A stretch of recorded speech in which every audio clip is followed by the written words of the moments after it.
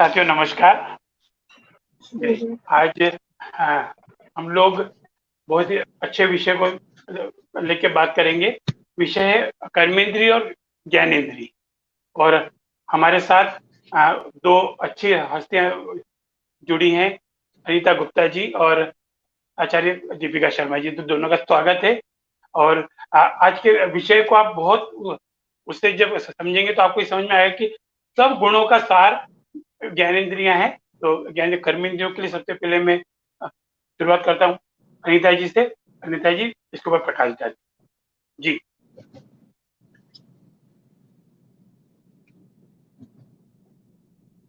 Mic mic आपका वो unmute कर ले जी।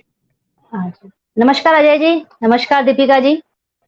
हमारा आज का टॉपिक है, नमस्कार जी, ज्ञानेंद्रिय और कर्मेंद्रिय, मतलब हमारे एक्शन ऑर्गन्स और हमारे सेंस ऑर्गन्स।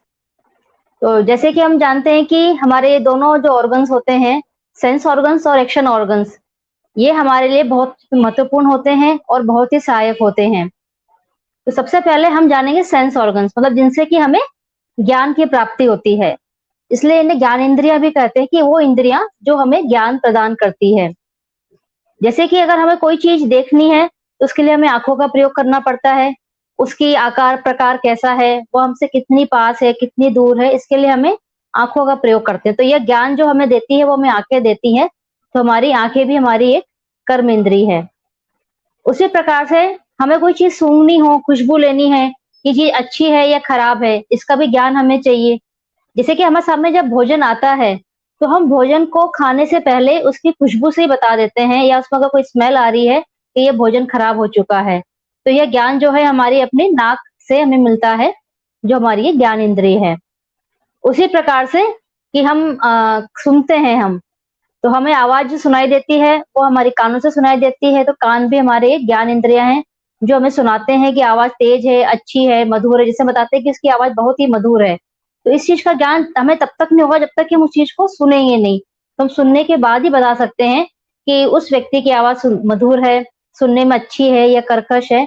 तो यह ज्ञान हमें अपने कानों से प्राप्त होता है। फिर हमारी आती है त्वचा, मतलब हमारी स्किन। तो स्किन से हमें स्पर्श का ज्ञान होता है। जैसे कोई भी चीज हमें देखनी है, जैसे कि अगर हम एक साधारण देखें कि चावल पक गए हैं, तो इसका हम अब कैसे प्रयोग करते हैं, हम अपनी उंगलियों के द्वारा चावल को देखते हैं, इस्तेमाल करके कि चावल दबा के देखते हैं कि पका है कि नहीं। तो ज्ञान हमें स्पर्श से मिला है। तो ये स्पर्श हमें किस चीज से प्राप्त होती है, हमारी त्वचा से। जब हम त्वचा का स्पर्श, टच कहीं पर भी होता है हमें, तो हमें उस चीज का ज्ञान मिलता है कि वो चीज कठोर है, मृदु है, सॉफ्ट है, किस प्रकार की है। इस प्रकार से हमें अपने सेंस ऑर्गन से हमें ज्ञान मिलता है अलग अलग प्रकार का। और ये सभी सेंस ऑर्गन्स में आपको बताऊं, जो हमारे 5 एलिमेंट्स हैं उनसे जुड़े हुए हैं हमारे। क्योंकि हर 5 एलिमेंट्स का ज्ञान हमें ये सेंस ऑर्गन्स देते हैं। जैसे कि खुशबू, जिसे गंध भी कहते हैं हम, स्मेल है, तो ये इस किससे जुड़ी हुई है, ये पृथ्वी तत्व से जुड़ी हुई है। तो इसका ज्ञान हमें, जैसे हम कहते हैं कि मिट्टी में हमें खुशबू आ रही है, तो इसका ज्ञान हमें नाक से मिल रहा है। तो हमारे नाक जो हमें पृथ्वी तत्व के साथ भी जुड़ा हुआ है। उसी प्रकार से जो हवा है वो बहती है, उसका कैसे हमें मालूम पड़ता है, हमारे स्किन से। तो जो वायु तत्व है उसे हमें त्वचा से मालूम पड़ता है। इस प्रकार से जो हमारी आंखें हैं, ये हमारी अग्नि का प्रतीक है। तो जिससे हम, वो चीज प्रकाशमान है, अंधेरा है, क्या है, इस चीज का जो हमें ज्ञान है वो हमें अपनी आंखों से प्राप्त होता है। सुंदर है, आकार प्रकार है। तो इस प्रकार से जितने भी अलग अलग तत्व हैं, हमारे जो 5 तत्व हैं, उनका ज्ञान हमें अपने ज्ञान इंद्रियों से होता है। अब इन ज्ञानेंद्रिय जब हमारी काम नहीं करती है तो देखिए हमें कितनी दिक्कत आती है। अगर हमारी नाक ब्लॉक हो जाती है, हमारी, हमें खुशबू नहीं आ रही है, तो अगर कोई चीज खराब है हमें मालूम ही नहीं पड़ता कि वो चीज खराब हो गई है। जैसे कई बार जिन महिलाओं की नाक बंद हो जाती है, तो अगर सब्जी जल रही है तो उन्हें पता ही नहीं चलता है कि सब्जी जल रही है, और संपूर्ण सब्जी जल जाती है। कई बार कोई दुर्घटना भी घट सकती है। उसी प्रकार से छोटे बच्चे हैं, अब जैसे ठंड का मौसम हल्का हल्का शुरू होने वाला है, तो उनकी नाक बहुत जल्दी ब्लॉक हो जाती है। और जो छोटी माताएं, छोटे बच्चों की जो माताएं होती है, बड़ी परेशान रहती है कि बच्चों को जल्दी जल्दी सर्दी जुकाम हो जाता है, और बार बार डॉक्टर के पास उन्हें जाना पड़ता है। तो यहाँ हम एक्यूप्रेशर के द्वारा सीखेंगे कि किस प्रकार से हम अपने इनका ट्रीटमेंट अपने हाथों पे कर सकते हैं, और हाथों के मिडल जॉइंट पे। एक्यूप्रेशर में जो हमारी उंगलियों के 3 जॉइंट होते हैं, उनके नाम रखे गए हैं। तो उनको, जो हमारे ऊपर वाले जॉइंट होते हैं, जो ऊपर वाला हमारा फेलेंज होता है, यहाँ पे जो जॉइंट होता है, इसको कहते हैं वात जॉइंट। इसको शॉर्ट में वी जॉइंट कहा जाता है। और जो बीच वाला हमारा जॉइंट होता है इसको हम पित्त जॉइंट कहते हैं, इसको पी नाम से जाना जाता है। और जो नीचे वाला हमारा जॉइंट होता है, जो हमारी उंगली हमारे यहाँ पाम से जुड़ी हुई होती है, इसको कफ जॉइंट कहते हैं। तो आपको ये नाम पता होना चाहिए ताकि जब भी हम कोई सी चीज की चर्चा करें इस सेशन में आगे भी, कि हम किस जॉइंट की बात कर रहे हैं। तो ऊपर वाला वात, जैसे वात यानी हवा, तो जो हवा में हमारा हमारा जो ये वाला जॉइंट वो वात है, ऐसे याद रखेंगे हम। बीच वाला हमारा पित्त और कफ, जैसे कफ सॉलिड होता है, स्थिरता होती है, तो ये हमारे पाम से जुड़ा हुआ ये हमारा स्थिर है। तो इस प्रकार से हमारा कफ जॉइंट हो गया।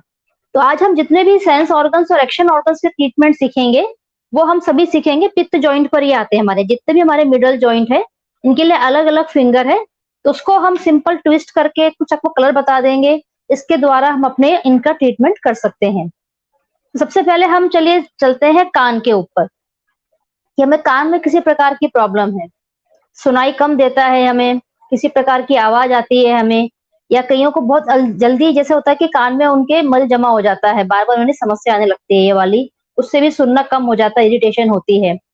तो हमारे लिए कान के लिए जो हमारा जॉइंट है हमारे, तो हमारे राइट हैंड का जो हमारा मिडल जॉइंट है, इसको मैंने अभी आपको पित्त जॉइंट बताया।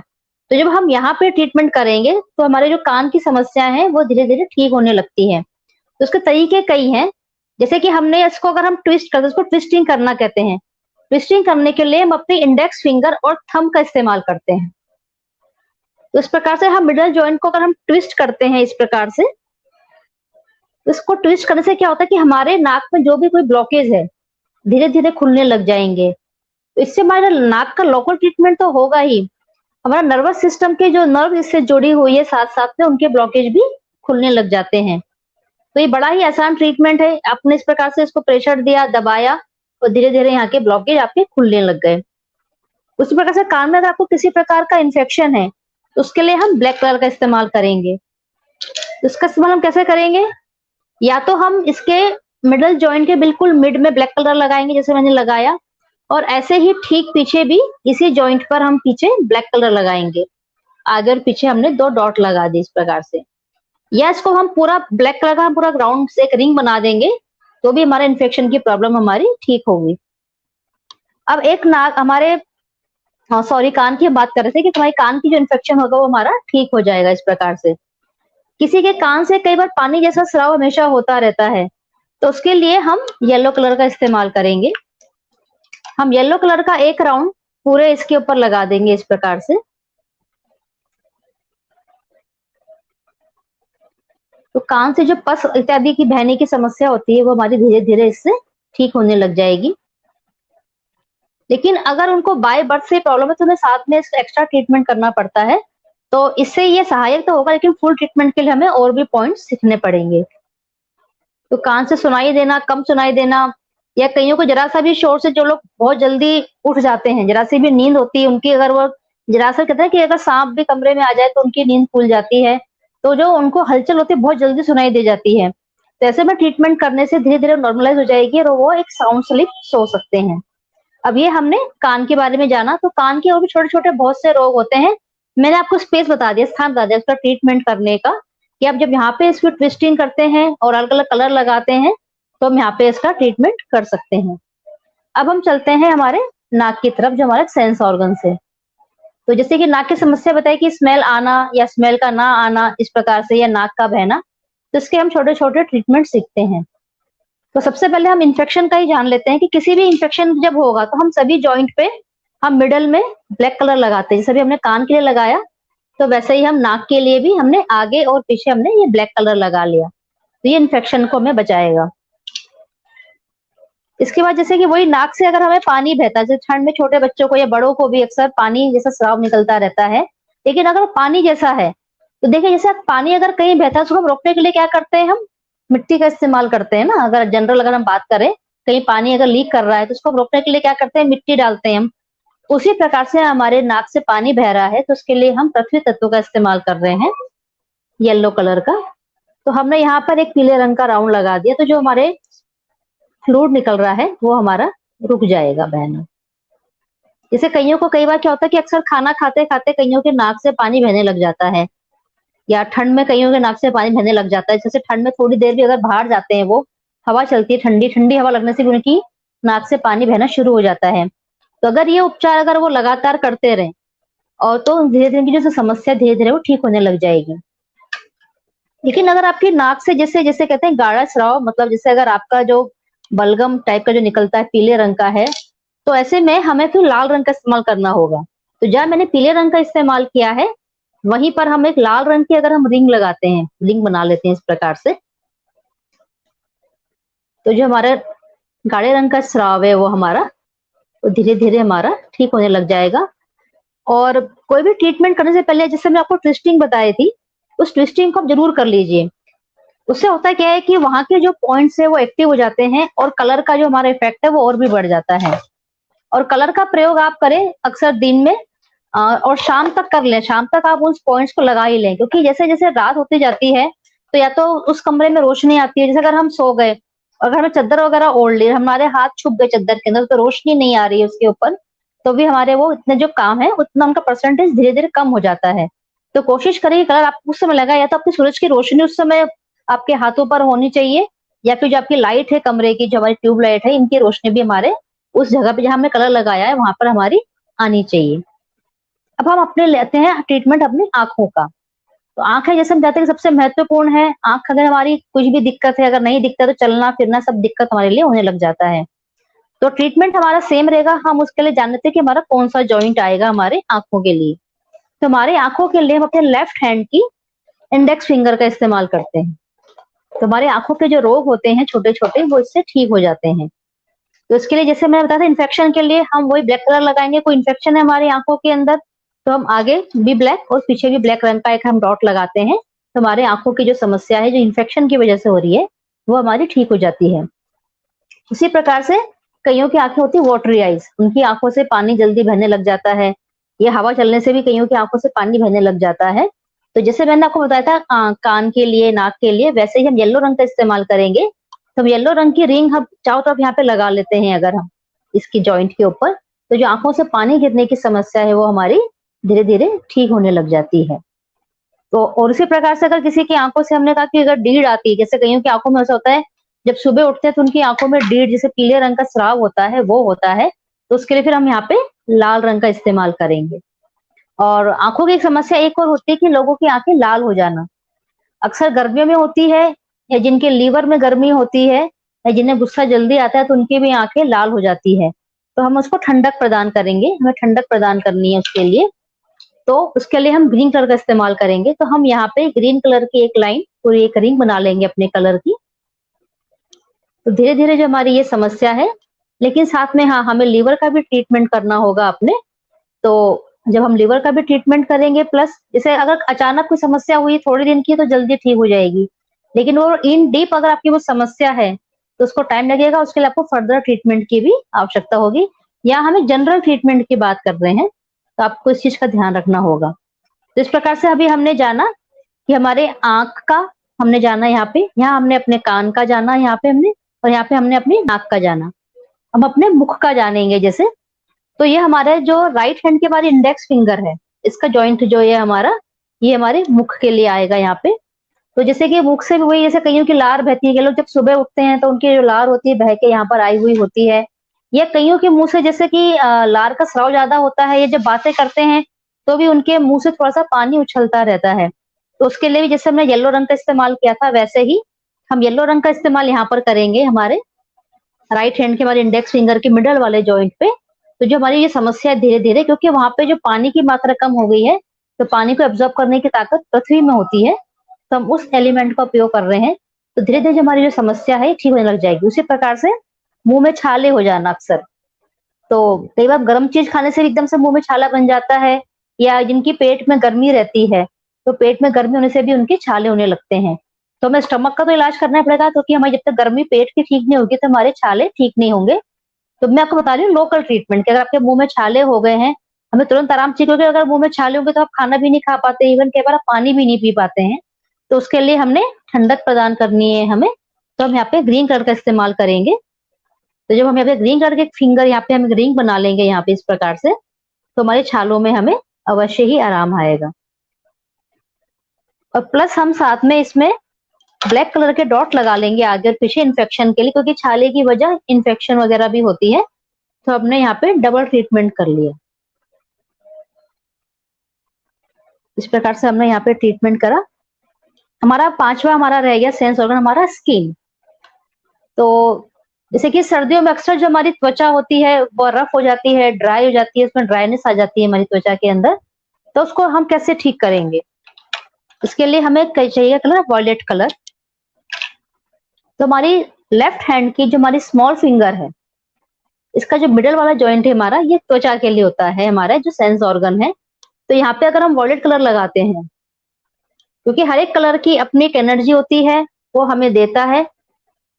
तो इस प्रकार से हमने एक रिंग लगा ली हमारी वॉयलेट कलर की, लेफ्ट हैंड की हमारी स्मॉल फिंगर के ऊपर। तो ये हमारे त्वचा के लिए काम करेगा। तो हमारी त्वचा में अगर जैसे खुरदुरापन आ रहा है, ज्यादा ड्राइनेस हो रही है हमारी, तो इसको हम लगाएंगे तो हमारी ड्राइनेस धीरे धीरे वो कम होने लग जाएगी। और वही अगर कोई इन्फेक्शन है, फोड़े फुंसी अगर आपके हो रहे हैं, तो हम जैसे गर्मी से फोड़े फुंसी होते हैं हमारे स्किन पे, तो पित्त जब बढ़ जाता है बॉडी के अंदर, तो हमें अपने पित्त को तो हमें शांत करना ही है अपने आहार विहार के द्वारा, नेचुरोपैथी के द्वारा, एक्यूप्रेशर के और भी बहुत सारे पॉइंट्स है। तो हम स्किन के ऊपर साथ में पे हम यहाँ पे हमने ब्लैक कलर के हमने डॉट लगा लिए हमने, और प्लस हमने ग्रीन कलर का हमें, क्योंकि मैं वॉयलेट यहाँ पे लगा चुकी हूँ तो ग्रीन नहीं दिखेगा, तो इसके ऊपर हम ग्रीन कलर का एक राउंड लगा लेंगे इसके ऊपर। तो जो हमारे छोटी छोटी फुंसियां इत्यादि हो जाती है, लड़कियों के स्किन पर हो जाती है, तो इसको लगाने से धीरे धीरे जो हमारी है त्वचा में ठंडक आने लग जाएगी, और जो हमारे फोड़े फुंसी इत्यादि हैं वो हमारे धीरे धीरे हमारे ठीक होने लग जाएंगे। तो इस प्रकार से हमने पांचों हमारे सेंस ऑर्गन्स का एक जनरल ट्रीटमेंट हमने जाना कि कैसे अपने अलग अलग फिंगर के उसके ऊपर ट्रीटमेंट कर सकते हैं। तो मैं एक बार रिपीट कर देती हूँ। कान के लिए हमारे राइट हैंड की स्मॉल फिंगर हो गई हमारी, ठीक है जी। और हमारे नाक के लिए हमारे राइट हैंड की ही हमारी रिंग फिंगर। हमारी आंखों के लिए हमारी राइट हैंड की इंडेक्स फिंगर जो है, ये हमारी आंखों के लिए नहीं, सॉरी, ये हमारे मुख के लिए है हमारी ये वाली। और हमारी लेफ्ट हैंड की हमारी इंडेक्स फिंगर है, ये हमारी आंखों के लिए है। और हमारी लेफ्ट हैंड की जो हमारी स्मॉल फिंगर है, ये हमारी त्वचा के लिए। तो इस प्रकार से जो हमारे ये पांचों सेंस ऑर्गन्स जो है, इसका ट्रीटमेंट हमने जाना, जनरल ट्रीटमेंट, कि हम कैसे उनको, उनमें इन्फेक्शन है, पानी बहता है या और कोई समस्या, तो उसको हम कैसे कलर के द्वारा ट्रीटमेंट कर सकते हैं। आपको कुछ भी समझ में नहीं आए, जैसे कई बार हम ट्रेवलिंग कर रहे हैं, ये ऐसी जगह पर है कि रात का समय हमें कोई दिक्कत हो रही है, एकदम से लग रहा है कि हमें नाक ब्लॉक हो गई, जैसे कई बार जुकाम में हो जाता है कि आपकी नाक ब्लॉक हो गई है और आपको गहरी नींद भी आ रही है, बच्चे की हो गई है, तो अब उस समय कहाँ कलर ढूंढेंगे? तो उस समय आपको अगर पता है कि इस फिंगर पे ट्रीटमेंट करने से मुझे आराम मिलता है, तो आप उसकी ट्विस्टिंग करना शुरू कर दीजिए, बच्चे के हो या आपको भी है। तो धीरे धीरे क्या होगा कि आपकी जो ब्लॉकेज है धीरे धीरे वो आपकी खुलने लग जाएगी। आपको कुछ भी अगर याद नहीं है, आप नए नए सीख रहे हैं, इस वीडियो को बार बार देखिए। तो अपने सिंपल आप सारे उंगलियों को जब ट्विस्ट करेंगे ना, तो आपको जहां प्रॉब्लम होगा उसी फिंगर में आपको दर्द ज्यादा मिल जाएगा, तो आपको मालूम पड़ जाएगा कि मुझे इसमें प्रॉब्लम है। कई बार आपको जो दर्द है 2 या 3 में मिलेगा, क्योंकि जितने भी हमारे ऑर्गन्स है बॉडी के, आपस में सब जुड़े हुए हैं, कोई अलग अलग नहीं है, क्योंकि हमारी बॉडी जो है एक यूनिट है, एक इकाई है। दिक्कत जब एक जगह आएगी, जैसे सर्दी जुकाम जब हमें होता है, तो हमें आंखों में भी दिक्कत होती है, आंखों से पानी बहता है, नाक से भी पानी बहता है। तो उसमें आप जब ट्विस्टिंग करेंगे तो आपको जो हमारे दोनों ऑर्गन मैंने आपको बताया, तो दोनों जगह आपको दर्द मिलेगा, तो आपको दोनों का ही ट्रीटमेंट करना पड़ेगा। जिस प्रकार से हमने एक सिंपल ट्रीटमेंट जाना कि किस प्रकार से हम ट्विस्टिंग के द्वारा और कलर के द्वारा अपने सेंस ऑर्गन के द्वारा अपना हम ट्रीटमेंट बड़े ही आसानी से अपने मिडल जॉइंट पे कर सकते हैं। हाँ जी अजय जी। जी अनीता जी, बहुत जबरदस्त, आपने अच्छे तरीके से पांचों ज्ञानेंद्रियों को, है ना, उनको पंच तत्व से जोड़ा, उनको कलर चिकित्सा के साथ बहुत सारे तरीके से बताया। पर यहाँ हमारे बीच दीपिका जी भी हैं जो एस्ट्रोलॉजर हैं, वो इन ज्ञानेंद्रियों को कैसे ग्रहों के हिसाब से हम इसका ट्रीटमेंट कर सकते हैं, वो हमारे साथ मौजूद है। तो मैं उनका स्वागत करता हूँ, आप लोगों की तरफ से उनको आमंत्रित करता हूँ। दीपिका जी, जी दीपिका जी, स्वागत है आपका। तो अभी हम लोग बात कर्मेंद्रियों पे बात कर रहे हैं, तो कर्मेंद्रियों पे अनीता जी ने पूरा उसको होलिस्टिक हेल्थ के हिसाब से बताया। आपके हिसाब से, एस्ट्रोलॉजी के हिसाब से अपन उसको कैसे कर्मेंद्रियों को समझ सकते हैं? जी ज्ञानेंद्रिय। अनीता जी, यहाँ पे ज्ञानेंद्रिय के बारे में जब कलर थेरेपी बता रही थी, मेरा ध्यान अपने ग्रहों के कलर्स पे चल रहा था, और क्योंकि वह सारे कलर्स वही थे, वो फिंगर्स भी वही थी, जो मैं अभी आपको ग्रहों से संबंधित बताऊंगी। और इसीलिए कहा जाता है होलिस्टिक में कोई भी ट्रीटमेंट है उसमें जो रिजल्ट मिलता है वो 100% यही रीजन है मिलने का, क्योंकि हम उसको मेडिकल से भी जोड़ रहे हैं, एस्ट्रोलॉजी से भी जोड़ते हैं, और आपका लाइफस्टाइल जो है, लाइफस्टाइल से होने वाली जो ये डिसीजेस होती हैं कुछ, उन सबको भी ठीक करते हैं। अब मैं आप सबको बताती हूँ कि यदि मैं बात स्टार्ट करती हूँ पांचों ज्ञानेंद्रियों में आंखों पे। आंखों के लिए यदि मैं ज्योतिष के अंदर मानती हूँ किसी व्यक्ति का भी राइट आई वीक है, तो ये सिंबल होता है कि उसका कुंडली के अंदर सूर्य खराब है। सूर्य किसी न किसी पीड़ित अवस्था में होगा, और उसका जो कुंडली का जो दूसरा भाव है वह खराब, उसमें कोई ना कोई पापी ग्रह की दृष्टि या पापी ग्रह वहां पे बैठा होगा, तो उस व्यक्ति की आंखों के अंदर दिक्कत होगी। यदि लेफ्ट आई की मैं बात करूंगी तो लेफ्ट आई के लिए जो कारक है वह है चंद्रमा। चंद्रमा उस कुंडली के अंदर देखना होगा कि चंद्रमा की स्थिति कैसी है। चंद्रमा कहीं 6, 8, 12 ग्रहों भावों में तो नहीं बैठा कुंडली के, या चंद्रमा किसी पाप ग्रह जैसे शनि, राहु, केतु, इन सबके साथ यदि युति या दृष्टि होगी, अपनी लेफ्ट आई से संबंधित कोई ना कोई दिक्कत हो सकती है, या जो प्रॉब्लम होगी मेडिकल से संबंधित, ये डिपेंड करेगी उसकी स्थिति पे कि सिर्फ आइस की मतलब जो विजन है वह कम है, बिकॉज विजन में मैं शुक्र का भी इसके अंदर रोल होता है जो दृष्टि देता है। सपोज शुक्र भी पीड़ित है तो उस पर्सन की सिर्फ आई साइट वीक होगी, और चंद्रमा के साथ यदि शनि, राहु, केतु का भी संबंध बन जाएगा तो उस व्यक्ति की आंखों का ऑपरेशन ज्यादा पीड़ित हो जाएगा, तो इवन अंधापन या दिखना बिल्कुल बंद हो जाएगा। इस तरीके की प्रॉब्लम भी आ सकती है। मगर ये सब ग्रहों के कुंडली के अंदर बैठे हुए के अनुसार ही हम लोग ये डिसाइड करेंगे कि व्यक्ति को आंखों में किस लेवल की प्रॉब्लम होगी। और इसके लिए कुंडली का 12वां भाव भी देखा जाएगा कि 12वें भाव से हम आंखें देखते हैं तो आंखों वहां पे कोई पाप ग्रह या पाप संबंधित किसी पापी ग्रहों की दृष्टि भी होगी तो वहां पे आंख संबंधित प्रॉब्लम हो सकती है। दीपिका जी, अब बात मैं करूंगी, मैं आपको सुन पा रहा हूँ। दीपिका जी, आपको सुन पा रहा हूँ। आपका हाँ जी, पिक्चर मेरे पास नहीं आ रहा है, तो एक बार प्लीज उसको रीस्टार्ट कर दें, क्योंकि आपका, हाँ ये जी, अच्छा सर, बढ़िया जी जी, आया कि नहीं? बिल्कुल अब क्लियर, बिल्कुल आ रहा है जी। Okay okay okay okay okay okay. अब बात करते हैं हम कान की। कानों के लिए हमें यदि कुंडली के अंदर देखना है तो कारक सबसे पहले तो वह है बुध, और दूसरा है जुपिटर। क्योंकि यदि कानों की शेप है वह सही है, और हम जो बात कोई बोल रहा है वह हम सही तरह सुन पा रहे हैं या नहीं सुन पा रहे हैं, वह सही मैसेज हो पा रहा है या नहीं हो पा रहा, यह हमारे गुरु कुंडली के स्थिति के ऊपर डिसाइड होगा। यदि सुनने की क्षमता ठीक है तो यानी गुरु ठीक है, कुंडली के अंदर बुध कहीं नसों के अंदर यहाँ पे आ जाएगा। बुध का जो संबंध होता है वह होता है नसों से संबंधित होता है, तो कान के अंदर नसों से संबंधित प्रॉब्लम हो सकती है। उसके लिए कुंडली का तीसरा भाव देखा जाएगा, और यदि राइट ईयर है तो तीसरा भाव, यदि लेफ्ट है तो हमारे को 11वां भाव देखना होगा कि वहां पे बुध की स्थिति या बुध और गुरु की स्थिति का से संबंधित कोई या पापी ग्रह है, बिकॉज वो 11वां घर जो है वह हमारे गुरु का है। यदि वहां पे कोई पापी ग्रह का संबंध आ जाएगा तो वहां पे सुनने से संबंधित कोई ना कोई प्रॉब्लम हो सकती है। मैं सबको एक ही चीज दोबारा रिपीट कर देती हूँ, वह कोई भी बीमारी है तब तक नहीं होगी जब तक उसकी दशा नहीं आएगी। दशा आने पे ही कोई बीमारी होती है, अदरवाइज अदरवाइज दशा नहीं है और ग्रह भी पीड़ित है तो आपको वह प्रॉब्लम नहीं होगी, चाहे वह कुंडली के अंदर जितनी मर्जी बुरी स्थिति के अंदर दिखाई देती हो। अब मैं बात करते हैं इसके लिए हमारे को जो बुध की राशियां हैं, मिथुन राशि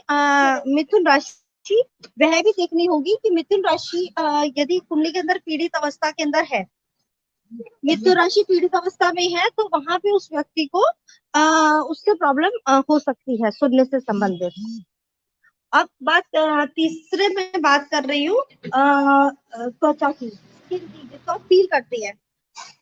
स्किन फील करने के लिए हमारे को कुंडली में बुध की स्थिति देखना होता है। बुध का सबसे जो बेस्ट पार्ट ये है एस्ट्रोलॉजी के अंदर होता है कि बुध जिस भी ग्रह के साथ बैठता है वैसा बन जाता है। यदि वह पापी ग्रह के साथ बैठेगा कुंडली के अंदर तो वह पापी आपको बुरा फल देने लग जाएगा, बुरे पापी ग्रहों जैसा फल देने लग जाएगा। यदि वह शुभ ग्रहों के साथ में होगा तो वह शुभ ग्रहों जैसा फल देगा, यानी वह स्किन से संबंधित कोई प्रॉब्लम नहीं देगा, नसों से संबंधित कोई प्रॉब्लम नहीं होने देगा। यह डिपेंड करेगा कि आपके कुंडली जो स्थिति है वह कुंडली में बुध की स्थिति कैसी है। अब बात करते हैं हम आंखों की। जैसे मैं बात करूं कि आंखों का, जैसे मैंने बता ही दिया, लेफ्ट आई हो गया, स्किन से संबंधित आगे आता है हमारा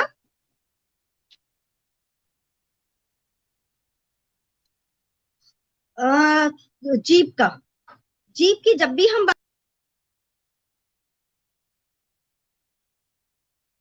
दीपिका जी का संपर्क वो हुआ है ब्रेक, तो हम लोग अभी जो हमने समझा ज्ञानेंद्री का संबंध अभी फिर दीपिका जी जैसे अपना संपर्क जुड़ता है अपन फिर बात करते हैं।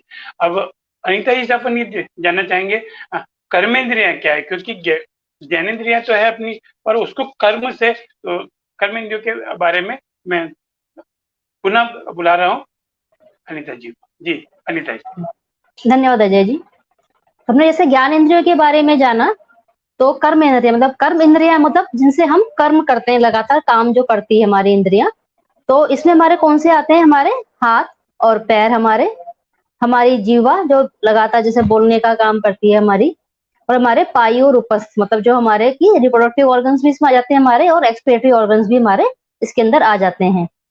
तो अधिकतर जो हमारी समस्याएं जो होती है, हाथ पैर में दर्द होना हमें, या एनस में दिक्कत आती है, फिशर की दिक्कत हो गई, हमारे यहाँ जलन हो रही है वहां पे, इसको हम कैसे सिंपल एक्यूप्रेशर में कलर थेरेपी के द्वारा या ट्विस्टिंग के द्वारा सीख सकते हैं, इसको आज हम जानते हैं। तो जैसे कि हम चलते हैं, चलने का काम हमारे लिए, उसके लिए हमें पैर चाहिए, कहीं भी हमें जाना आना है। अगर हमारे पैरों में दर्द है, अगर उसमें बहुत हैवीनेस है, अगर उनमें पानी जमा हो गया है जैसे हम कहते हैं, तो हम चल नहीं पाते हैं या हमें काम जो करने में परेशानी पानी लगती है। तो ऐसे में हम क्या करें? मैं आपके बारे में इस विषय में आपको वाकया बताती हूँ कि मेरे घर में शादी थी मेरी भतीजी की, और हमारे गेट पे बारात आ चुकी थी, और जो भतीजे की सास थी वो बहुत थकी हुई थी। जब वो एकदम से घर उन्होंने एंट्री करी बारात मतलब अंदर, तो वो कुर्सी पर बैठ गए। तो मैंने कहा आपको क्या हुआ? बोले मेरे पैरों में बहुत दर्द हो गया डांस करके, और अब मैं बिल्कुल भी सकता है कि अब मैं आगे का काम कैसे करूंगी, तो पूरी शादी का काम बचा हुआ है। मैं कहा कोई बात नहीं, आप 2 मिनट बैठिए, रिलैक्स कीजिए।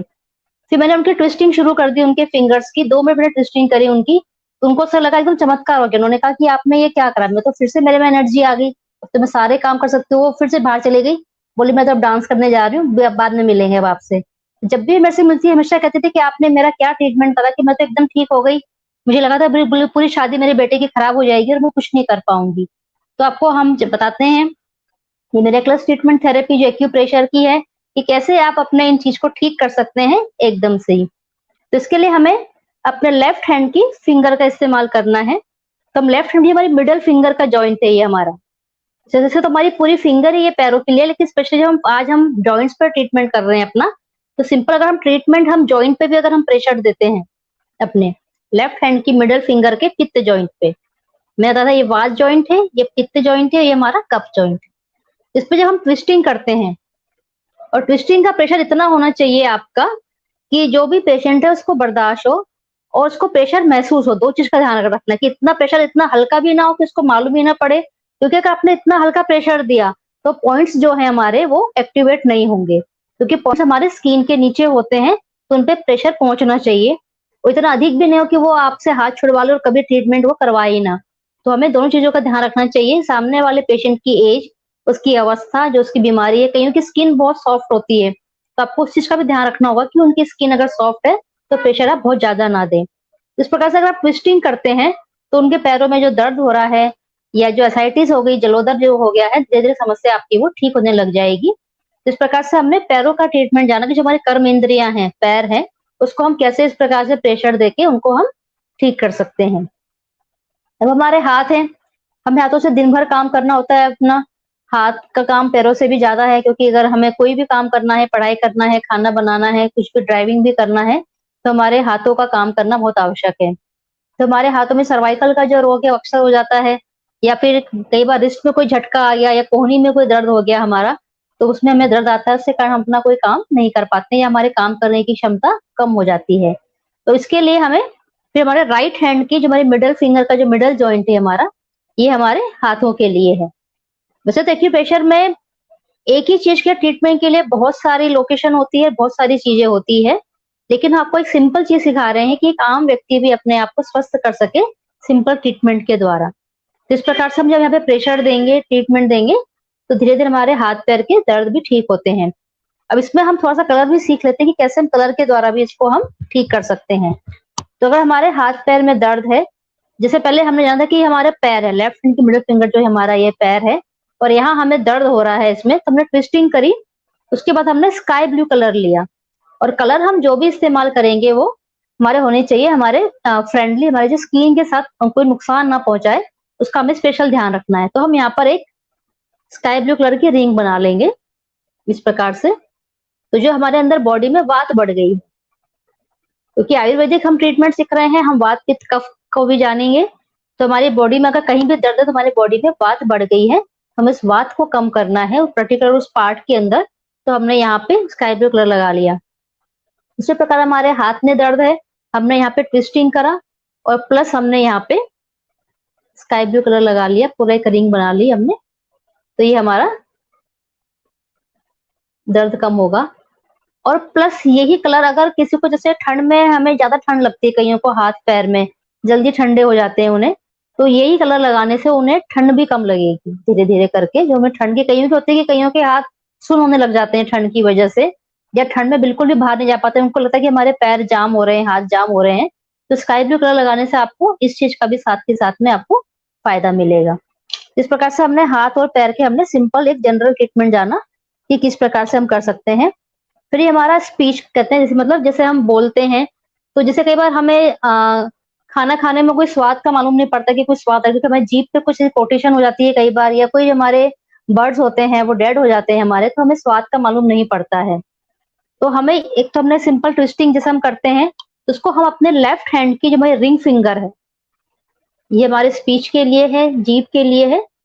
तो अगर आपको बोलने में भी कोई दिक्कत होती है, जब हम इस पे भी ट्रीटमेंट करते हैं, तो हमारे वो समस्या भी धीरे धीरे ठीक होने लगती है। तो हमने इसका सिंपल ट्विस्टिंग करी हमने। अब जैसे कि अगर आपकी कई बार जैसे हमने कोई गर्म चीज खा ली, हमारी जीभ जल गई है, तो हमको वहां पे ठंडक प्रदान करनी है, तो हमने ग्रीन कलर का इस्तेमाल करा, हमने ग्रीन कलर के रिंग यहाँ पे लगा लिए, तो हमें यहाँ पे आराम मिलेगा। जीभ जल गई है, जीभ पर हमारे छाले हो गए हैं, तो यहाँ पे हम इस्तेमाल करेंगे ग्रीन कलर का, तो हमारा धीरे धीरे ये चीज हमारी ठीक होने लग जाएगी। इस प्रकार से हमने यहाँ पे अपने 3 इंद्रियों के बारे में जाना, हमारे कर्म इंद्रियों का। अब हम जानते हैं एनस के बारे में। तो हमारे जो एनस का जो होल होती है उससे संबंधित समस्याएं, और स्पेशली आफ्टर 50-60 ज्यादा होती है कि रेक्टम में जैसे फिशर होने लग जाते हैं, वहां पे पाइल्स होने लग जाते हैं, तो इसके लिए हमें फर्दर ट्रीटमेंट चाहिए, लेकिन हम एक बार लोकल ट्रीटमेंट, ताकि हमें वहां पे आराम आ जाए, जो हमें परेशानी हो रही है कई बार जलन, जैसे कई बार हमने कोई खाना बहुत स्पाइसी खा लिया, स्पाइसी खाना खाने के बाद वहां पे जलन होने लग जाती है, तो ऐसे में हमें तुरंत आराम की आवश्यकता होती है। छोटे बच्चे होते हैं, क्या उन्हें बड़ी जैसे उन्हें इचिंग हो जाती है, उन्हें वहां पे इन्फेक्शन हो जाता है, चाहे छोटे छोटे वहां पे कीटाणु जीवाणु हो जाते हैं, उन्हें रैशेस भी हो जाते हैं, उसके लिए हम ब्लैक कलर का इस्तेमाल करेंगे। हम राइट हैंड के हमारे थंब में बस हमारे 2 जॉइंट होते हैं, हमारे सभी फिंगर में 3-3 जॉइंट होते हैं, तो हमारे थंब में हमारे 2 जॉइंट होते हैं। तो ये हमारा जो ऊपर वाला जॉइंट है, ये वात और पित्त दोनों के लिए होता है, और नीचे वाला हमारा कफ जॉइंट होता है। तो इस पे हम एक पूरी ब्लैक कलर का एक पूरा सर्कल बना देंगे हम यहाँ पे। तो जो हमारे एनस के एरिया में हमें जलन हो रही है, कोई परेशानी हो रही है, तो हमारी ठीक हो जाएगी। और अगर हमें वहां पे फिशर की प्रॉब्लम है, जैसे कि, तो वहां पर हम स्काई ब्लू कलर का, ये इंडिगो कलर का भी इस्तेमाल करेंगे हम। तो पहले हम इंडिगो कलर लगा लेंगे पूरी एक, इस प्रकार से हम लाइन बना लेंगे यहाँ पे। इस प्रकार से हमने एक सर्कल बना लिया इंडिगो कलर का, और प्लस हम यहाँ पे ब्लैक कलर के डॉट लगा लेंगे आगे और पीछे। तो इन्फेक्शन को भी कवर करेगा, और वहां पे जो हमें बर्निंग सेंसेशन हो रहा है हमारा, वो धीरे धीरे हमारा कम हो जाएगा। और साथ में जो हम पहले भी मैंने आपसे बताया, खाने पीने का ध्यान रखना होगा आपको। आपको लिक्विड डाइट लेनी होगी, नारियल का पानी है, पानी ज्यादा पिए आप, पेठे का जूस है, इस प्रकार घिया का जूस है, इसका आप इस्तेमाल करें। अपने पेट का ध्यान रखें कि उसमें पित्त मतलब उसमें गर्मी ना बढ़े, क्योंकि जो एनस की ये प्रॉब्लम आपको आई है, ये एकदम से नहीं आई है, कई सालों के डेवलपमेंट के बाद आई है। आपके अंदर आपको कब्जे की शिकायत रहती है कई सालों से, तो अगर आप जोर लगाते हैं स्टूल पास करने के टाइम, तो आपको पाइल्स हो जाते हैं। और आप गर्म भोजन, अधिक तासीर का भोजन खाते हैं, तो धीरे धीरे फीशर है और भी प्रॉब्लम्स आपको होने लग जाती है। तो जो बाद में आपको दिखाई दे रहा है, कोर्स में जितने भी आपको बताए, ये आपको साल 2 साल आपके अंदर वो कहीं ना कहीं डेवलप हो चुकी है बीमारी, लेकिन वो बाद में आपको दिखाई दे रही है इन चीजों में। हाथ पैर में जब दर्द बताया मैंने आपको, तो कोई ना कोई आप मिस्टेक ऐसी कर रहे हैं, तो आपको वो जानना बहुत जरूरी है। उन चीजों को अगर हम ध्यान रखेंगे तो हमें ये बीमारियां होएगी नहीं। फिर एक हमारा बचता है रिप्रोडक्टिव हॉल। तो रिप्रोडक्टिव हॉल के लिए हमारे मेल फीमेल दोनों के लिए हमारा लेफ्ट हैंड के थंब का हम बीच मतलब इसमें एक ही जॉइंट, 2 जॉइंट होते हैं, तो हम ये बात जॉइंट को लेंगे यहाँ पे। तो जैसे कि रिप्रोडक्टिव हॉल में जैसे इन्फेक्शन इस फीमेल्स में जल्दी हो जाता है, और स्पेशली छोटी लड़कियों को जल्दी यहाँ पे इरिटेशन की दिक्कत होने लग जाती है, या जैसे आजकल डायपर का इस्तेमाल बहुत ज्यादा माताएं कर रही हैं, तो डायपर का इस्तेमाल के बारे में मैं बच्चों से ये कहना चाहूंगी, जो आजकल की नई माताएं हैं, कि डायपर का इस्तेमाल बहुत कम करें।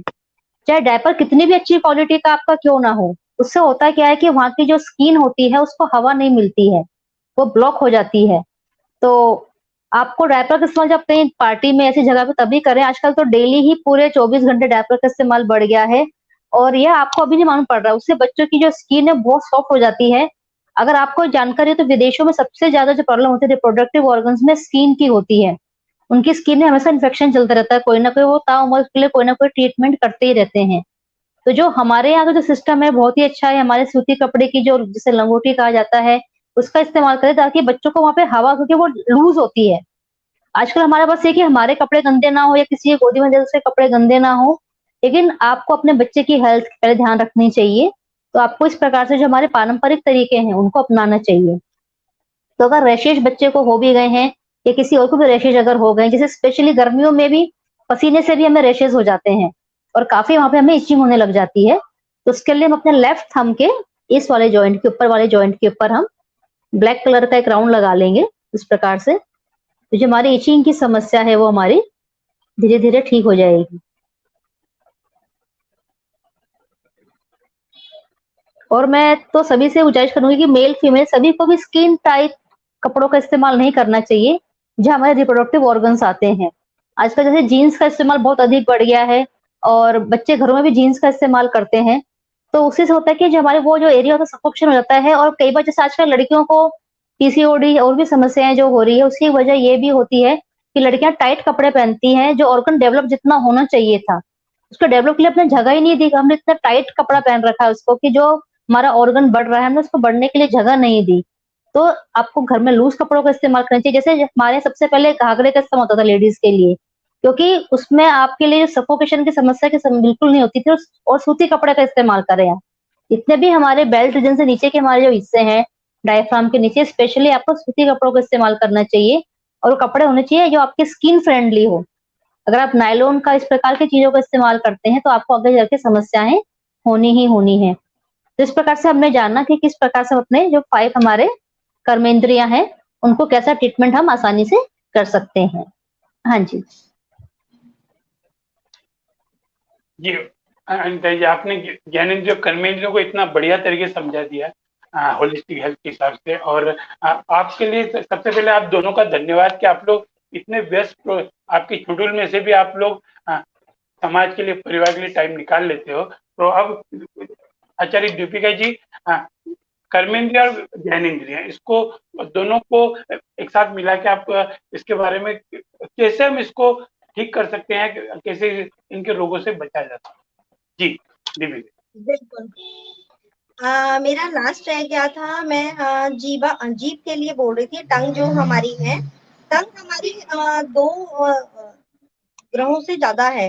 संबंधित रहती है। एक होती है गुरु की और एक होती है शुक्र की, क्योंकि गुरु में हमारे को भूख बहुत ज्यादा लगती है, शुक्र अच्छा अच्छा भोजन। यदि हम जंक फूड खा रहे हैं तो वहां पे राहु का जरूर होगा, क्योंकि जो जीभ होती है वो दिखती छोटी सी है मगर वो इतना कुछ खा जाती है। एक छोटा सा मुंह है, जैसे चोंच होता है चिड़िया का, वैसे छोटा सा होता है मगर पेट में इतना कुछ घुसा लेते हैं सुबह से लेके रात तक में। वहां पे रोल आ जाता है राहु का। यदि कुंडली के अंदर गुरु का संबंध राहु के साथ हो जाता है, इसी गुरु चंडाल योग भी कहते हैं, तभी अच्छा जो गुरु होता है उसकी तोंद नहीं निकली होती। जो पहले पहले के पंडित, जैसे हम लोग कहते थे भैया पंडित है, उनकी तोंद निकली रहती है। जो हमारे ऋषि मुनि होते थे वो बिल्कुल स्लिम ट्रिम होते थे।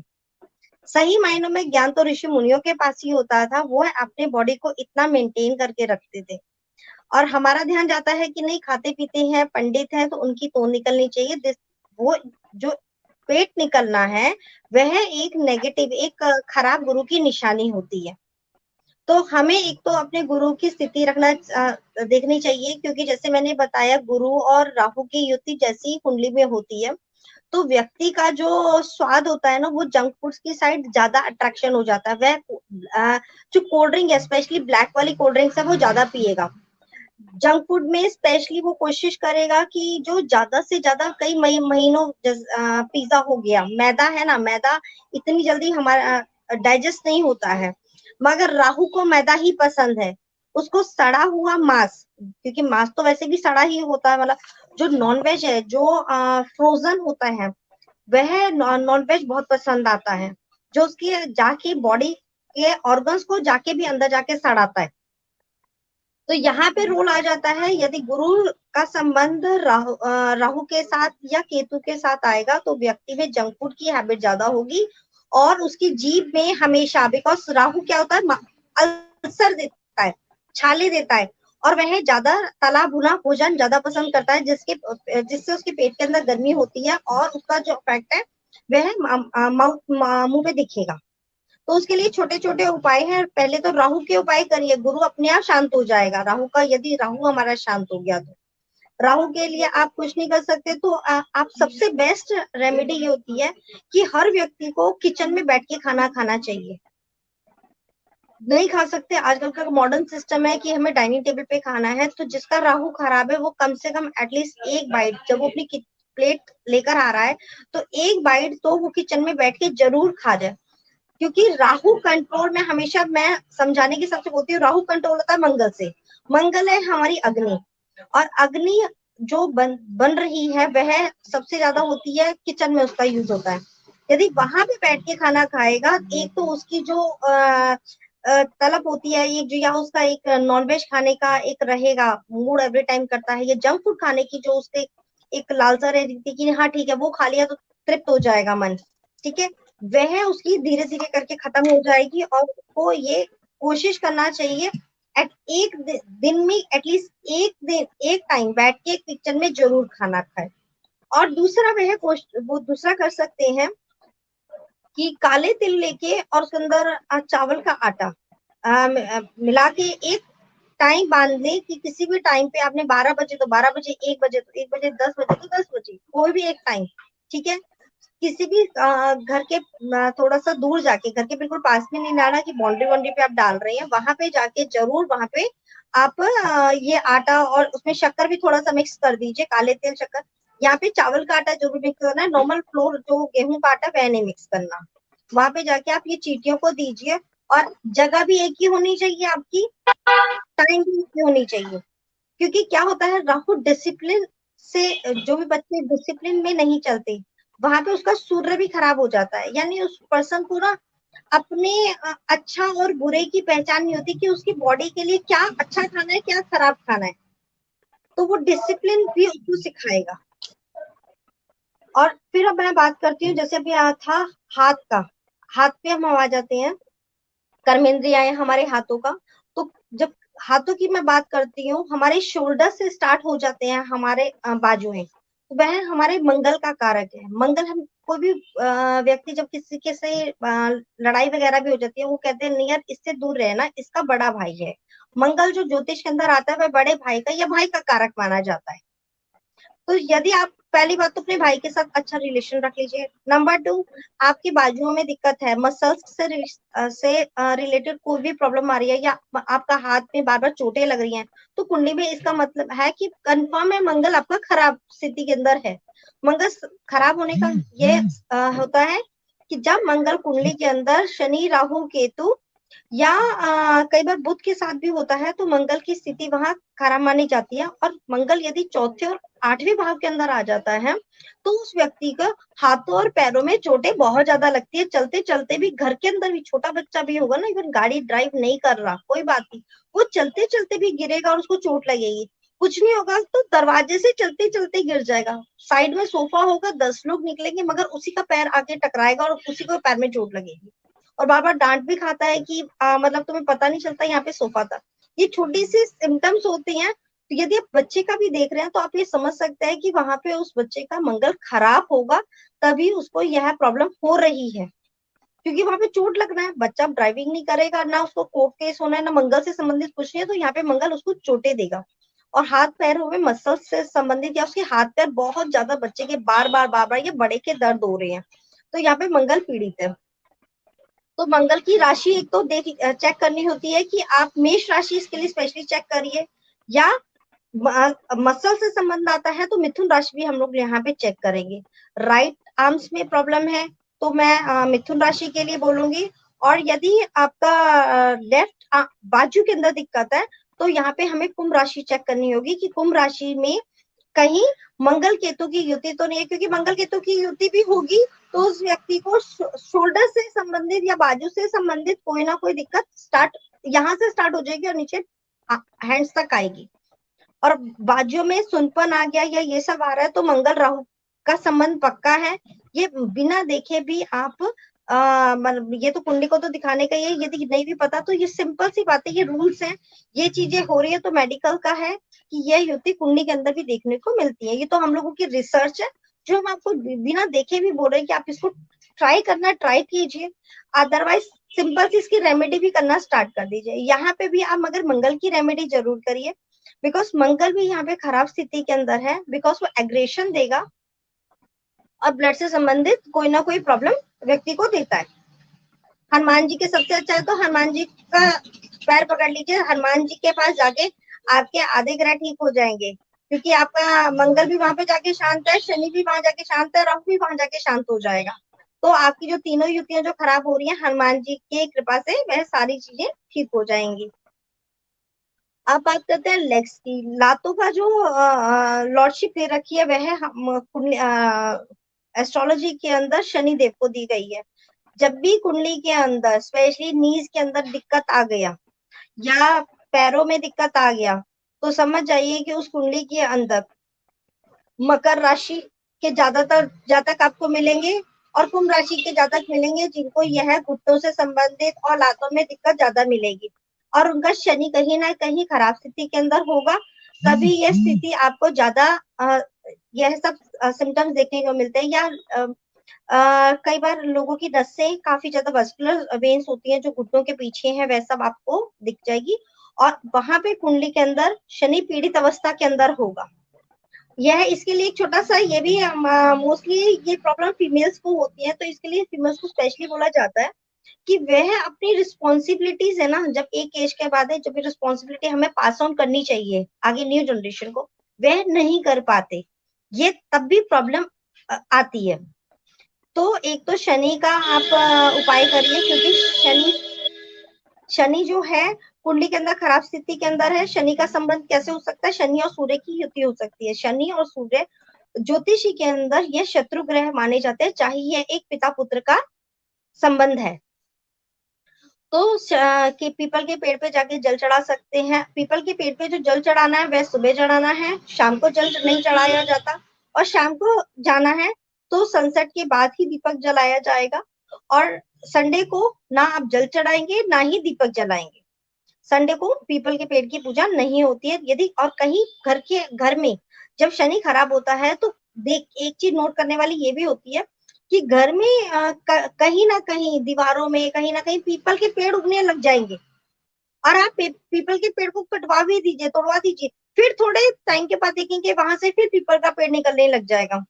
और गमलों में कई बार ज्यादा शनि और राहु की होती है, जब ज्यादा खराब स्थिति भी आ जाती है तो क्या होता है, इवन गमले के अंदर जो मिट्टी होगी ना, या काली मिट्टी निकलने लग जाती है उसमें से, गमले में से भी कुछ टाइम के बाद आप थोड़ा खोद के देखेंगे उसके नीचे से काली मिट्टी निकल रही होगी।